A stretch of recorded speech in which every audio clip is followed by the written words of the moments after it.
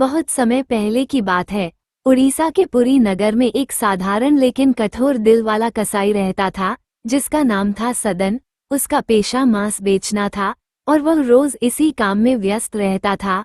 वह न तो मंदिर जाता था, न पूजा पाठ करता था और न ही किसी देवी देवता में आस्था रखता था। उसके लिए जिंदगी सिर्फ खाने कमाने और जीने मरने तक सीमित थी। लोग उसे बुरा मानते थे, मंदिर के आसपास भी देखना नहीं चाहते थे, पर वह भी किसी की परवाह नहीं करता था। एक दिन सदन अपने काम से लौट रहा था, तभी देखा कि सड़कें सजी हुई हैं, लोग नए कपड़े पहने हुए हैं, ढोल नगाड़ों की आवाज गूंज रही है। वह थोड़ा चौंका और पास खड़े एक बुजुर्ग से पूछा, क्या हो रहा है? बुजुर्ग मुस्कुराए और बोले, अरे भाई, आज जगन्नाथ महाप्रभु की रथ यात्रा है। हर साल की तरह आज भी भगवान जगन्नाथ, बलभद्र और सुभद्रा जी रथ में सवार होकर भक्तों के बीच निकलेंगे। सदन ने सिर हिलाया, लेकिन कुछ खास रुचि नहीं ली। वह आगे बढ़ गया। जैसे ही रथ यात्रा शुरू हुई, पूरे नगर में भक्ति की लहर दौड़ गई। भक्तगण नाचते, गाते और भगवान के नाम का कीर्तन करते हुए आगे बढ़ रहे थे। उसी भीड़ में एक बूढ़ी स्त्री भी थी, जो हाथ में महाप्रसाद लेकर भगवान के दर्शन के लिए जा रही थी। भीड़ ज्यादा थी और अचानक वो वृद्धा गिर गई। उसके हाथ से महाप्रसाद नीचे बिखर गया और कोई उसकी सहायता को आगे नहीं आया।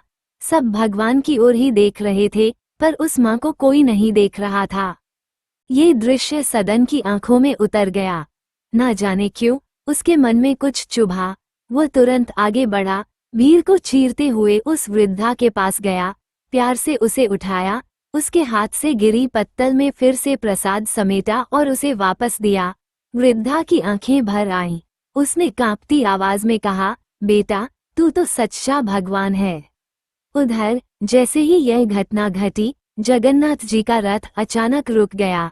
पुजारी, सेवक, राजा के सैनिक सबने धक्का लगाया, मंत्र पढ़े, ढोल पीटे, पर रथ हिला तक नहीं। सभी हैरान थे कि यह क्या हो गया। रात को मंदिर के मुख्य पुजारी को स्वप्न में स्वयं जगन्नाथ महाप्रभु ने दर्शन दिए।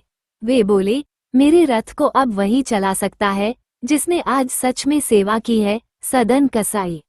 पुजारी सुबह उठते ही राजा के पास गए और पूरी बात बताई। राजा पहले तो चौंके, लेकिन उन्होंने आदेश दिया कि सदन को बुलाया जाए। नगरवासी इस निर्णय से नाराज थे। एक कसाई, वो भी भगवान के रथ को छुएगा, ये कैसे हो सकता है? सदन को जब ये बात बताई गई, तो पहले तो वह डर गया।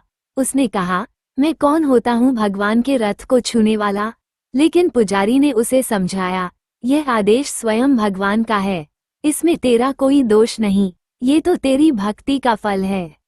भीड़ के बीच जब सदन आया, तो लोग कानाफूसी करने लगे, पर उसने सबकी बातें अनसुनी की और सिर झुकाए, श्रद्धा से भगवान के रथ के पास गया।